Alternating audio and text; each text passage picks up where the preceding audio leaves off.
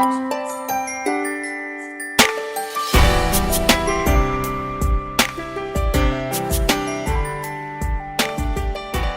suis Kondé Abdoulaye, président fédéral de l'Organisation internationale panafricaine OIP. L'OIP est une structure panafricaine créée le 24 mai 2016 à l'initiative de la jeunesse consciente d'Afrique, appuyée par le professeur Grégoire Biogo. Aujourd'hui, la structure est représentée dans 29 pays à travers le monde. L'OIP se démarque des autres structures panafricaines doctrinaires par l'orientation du panafricanisme sur le terrain scientifique, ce qui fait de Cheikh Anta Diop un modèle pour nous. L'OIP tente de réaliser le rêve des pères fondateurs qui est la concrétisation des États-Unis de l'Afrique. Donc sur ce, il va falloir revoir nos stratégies, nos plans. L'épistémologie du panafricanisme léguée par nos devanciers, comprendre leurs erreurs et afin de trouver des perspectives qui nous permettront de transformer notre idéal en réalité.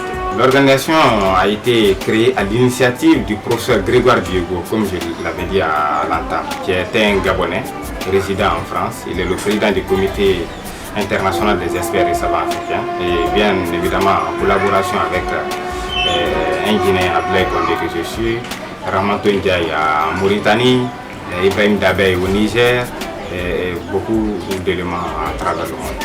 L'OIP, par sa création jusqu'à aujourd'hui, nous avons eu à organiser des conférences et des formations dans les différentes universités, puisque, comme il a été dit par le président, l'OIP a essayé de réorienter le panafricanisme sur le terrain scientifique. Et nous pensons que le milieu qui est adéquat, n'est-ce pas, à faire de ses rêves une réalité, c'est le milieu universitaire. Donc nous partons organiser alors des formations dans les différentes universités à travers le pays, je vais nommer la Guinée, et n'est-ce pas, des conférences. Nous avons eu à organiser le 26 mars 2017, à l'occasion de la commémoration du fait camarade Ahmed Sékou Touré. Nous avons eu à organiser, n'est-ce pas, l'apport de l'Afrique à la civilisation universelle.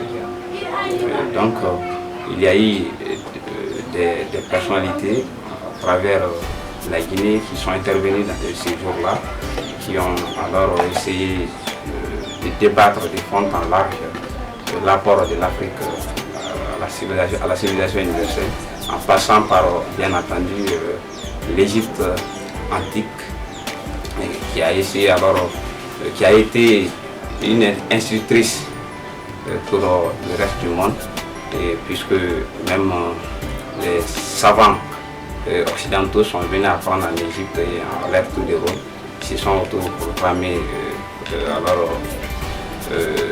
n'est-ce pas, comme les gens qui ont été à la base de ces sciences-là.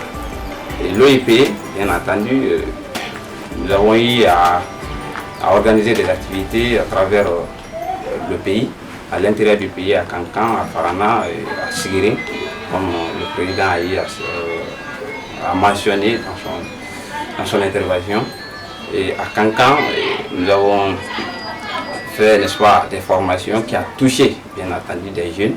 Et il y a eu plus de 2000 jeunes qui ont été formés à l'université de Kankan sur des thèmes comme par exemple le développement personnel, puisque nous nous sommes dit que là où le bas blesse, en Guinée et en Afrique, c'est le complexe d'infériorité qui nous anime. Alors il faudrait alors commencer par le développement personnel, pour que les gens puissent avoir confiance en eux-mêmes avant d'amorcer le développement que nous voulons. Et il y a eu alors encore des formations, des conférences à Kankan pour parler encore de l'apport de l'Afrique à la civilisation universelle, parce qu'il faut le dire, puisque nos jeunes africains, quand nous avons en tête que l'Afrique n'a rien apporté, n'est-ce pas, au monde, alors il faudrait prouver de fond en large que l'Afrique a beaucoup apporté au monde. Si on parle du monde aujourd'hui, c'est grâce à l'Afrique. Et à Farana également, avec le préfet et d'autres personnalités. Alors nous avons eu n'est-ce pas, à former encore n'est-ce pas, des jeunes à Farana. Et donc, comme on l'a dit, et de sa création jusqu'à aujourd'hui, nous avons pu toucher plus de 5000 jeunes en ce qui concerne les formations et des formations. Et c'est des thèmes d'éveil de conscience pour que les jeunes africains puissent être alors, un acteur actif du développement africain. Et bien entendu en passant par le terrain scientifique. En 2018, nous avons célébré notre deuxième anniversaire à l'université Julius Nyerere du Kankan. Et la célébration de cet anniversaire nous a permis d'avoir des relations avec les autorités universitaires et aussi les jeunes universitaires qui ont beaucoup apprécié la tenue de cette conférence débat qui était présidée par le préfet de Sigiri d'alors, M. Ibrahim Makali Keïta. Donc, durant cette célébration en 2018, la jeunesse de Kankan a essayé de réveiller les consciences léthargiques par la tenue de cette conférence qui les a beaucoup marqués. Et durant cette conférence, beaucoup d'enseignants et professeurs d'université de Kankan ont adhéré à la structure. Parce que aujourd'hui, parlant de l'évolution du monde, on doit parler forcément de la science. C'est pourquoi lors de la célébration de cet anniversaire, le thème était l'OIP rédemptrice de l'Afrique. Parce que pour nous, membres de l'Organisation internationale panafricaine, il faut réinventer le leadership des pères fondateurs pour le développement économique et la géostratégie de l'Afrique. Et pour ce faire, les jeunes doivent se former dans les métiers de pointe. Ils acceptent de revaloriser leur culture traditionnelle africaine.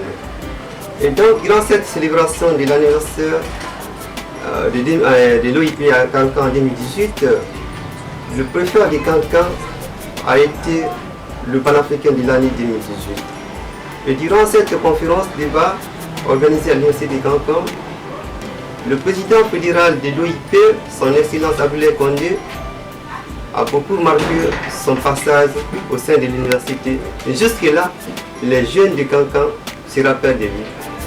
Parlant de la jeunesse de Kankan, avant l'anniversaire de l'Organisation internationale panafricaine, beaucoup de jeunes étudiants, élèves de Kankan ne s'intéressent pas à la formation. Ils aimèrent partir à Sigiri à la recherche de l'or. Donc pour eux, l'avenir se trouve dans les zones aurifères. Et donc, après la célébration de l'anniversaire, beaucoup de jeunes qui sont intéressés à la formation et ils ont pris le chemin de l'école pour chercher le savoir. Et donc, grâce à l'OIP, ces jeunes ont essayé de réveiller les consciences léthargiques. Et jusque-là, beaucoup de jeunes nous appellent pour savoir comment l'OIP fonctionne et comment les activités sont sur le terrain. Les moments forts que j'ai vécu avec cette organisation, mais les plus marquantes, je vais citer la commémoration de Cheikh Anta Diop, commémoration suite à laquelle j'ai découvert plus et beaucoup d'informations relatives au monsieur, ses exploits dans le domaine scientifique à travers le monde. Et après cet événement, également, l'autre point fort, c'est encore une commémoration, mais cette fois-ci celle du camarade Ahmed Sékou Touré. Il faut le dire que cet événement était de taille, parce qu'il a mobilisé de grandes personnalités, des figures du secteur politique guinéen, notamment Adjassara Ndaraba qui était là partie. Il y avait également le chargé de communication du PIDN qui était là. Il y avait le fils, l'un des fils du feu camarade Ahmed Sékou Touré, Djibril Touré qui était de la partie. À l'issue de cette organisation, nous sommes parvenus à faire comprendre à la jeunesse que Sékou Touré n'était pas ce que les idées reçues disaient de lui. Cela m'a beaucoup plu. Qu'on ait eu à faire intervenir des personnes qui ont vécu l'époque du monsieur pour lever un peu l'obscurité sur certaines parties de l'histoire de notre pays à un moment donné.